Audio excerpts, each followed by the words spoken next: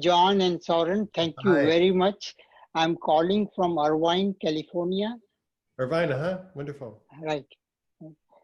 John, thank you so much because I've learned so much from listening to you and doing your MBSR program. And I've been doing meditation for about 10, 12 years. One thing always touches me is that, most of the time in the meditation community, they talk about meditation, but they don't talk about the 8, steps to the, mindfulness. The Eightfold Path. And Yes. And because to me, those are the key factors associated with that. So if you can comment on that, it will be good. well, what you're talking about is the Buddhist tradition. Is that correct? Yes. Yeah, and where mindfulness is really universal. It's synonymous with awareness. So it's not like the Buddha invented it, but the Buddha and those who followed him have given rise to a remarkably profound articulation of the power of mindfulness. And in the Buddhist tradition, based on a sutra that is supposed to be the Buddha himself directly saying it, mindfulness is often spoken of as the heart of Buddhist meditation. And the sort of the force that has the capacity to liberate pain and suffering and delusion, greed, hatred, and delusion.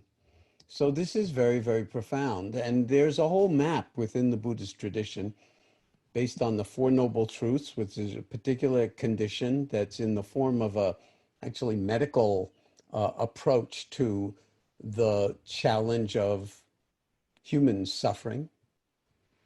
And that is the Four Noble Truths. The first would be the diagnosis. And the diagnosis is like, not that life is suffering. This is often the kind of encapsulation of what the Buddha taught. He did not teach life is suffering.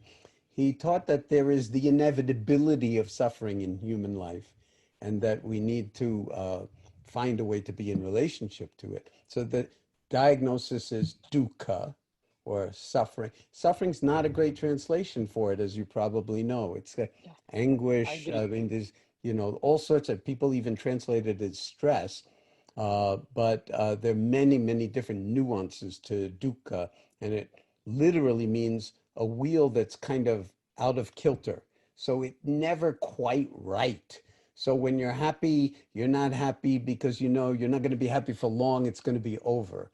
And when you're unhappy, you know that it's never going to end. So either way, you're in trouble. That's dukkha, and a lot of it is delusion, because we don't understand the fundamentals of our own heart and mind and body.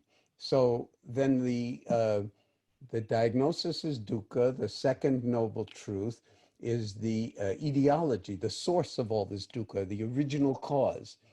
And without going into some great detail, the original cause is self-identification, is a certain kind of clinging. And that's the root cause of this kind of adventitious suffering.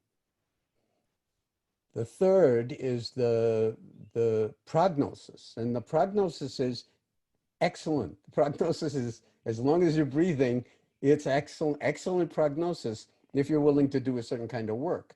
And then the fourth noble truth is the treatment plan. How do you actually deliver the goods in the face of the diagnosis and the etiology and the prognosis? How do you actually liberate oneself? How does one liberate oneself from that suffering?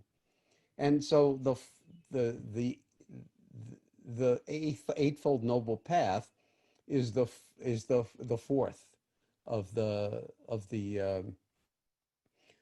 Four Noble Truths. So it's a kind of an elaborate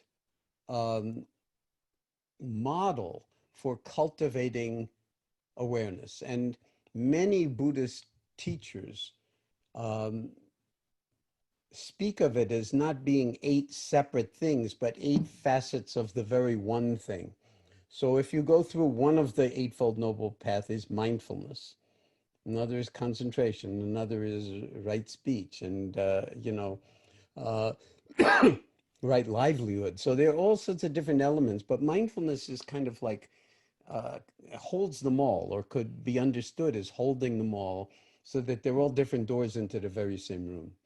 And and so that's kind of like the Buddhist sort of articulation of this universal capacity that we all have for open-hearted wakefulness or presence or awareness.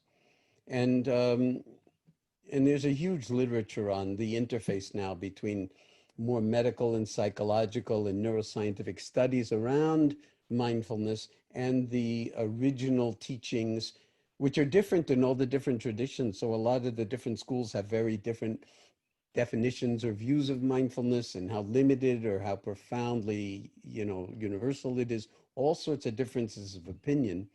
So it's a very rich topic for investigation for people who like to feel, or who feel like it would be valuable for them to actually understand where this stuff comes from, because it is deeply, deeply woven into our humanity as a species.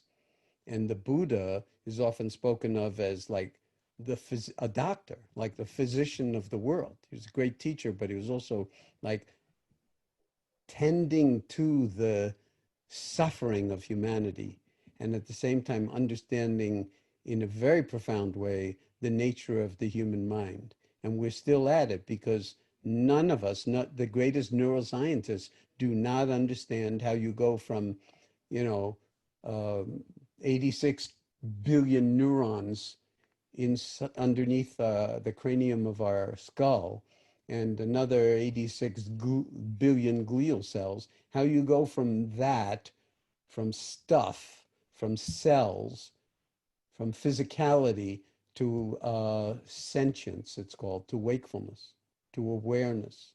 It's still the colossal mystery, and yet every one of us is the embodiment of it. So what a great adventure to be on.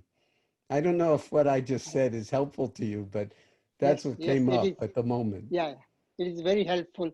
The one other question what I had in my mind was a curiosity regarding you started the MBSR in 1979.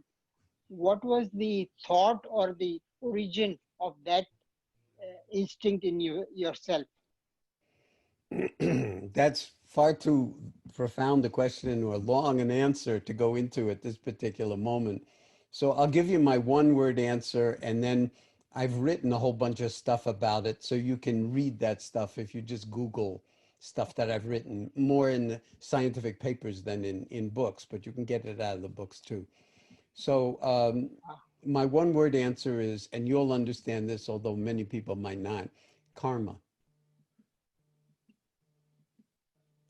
very good answer. Okay. Thank you Oh, so it much. looks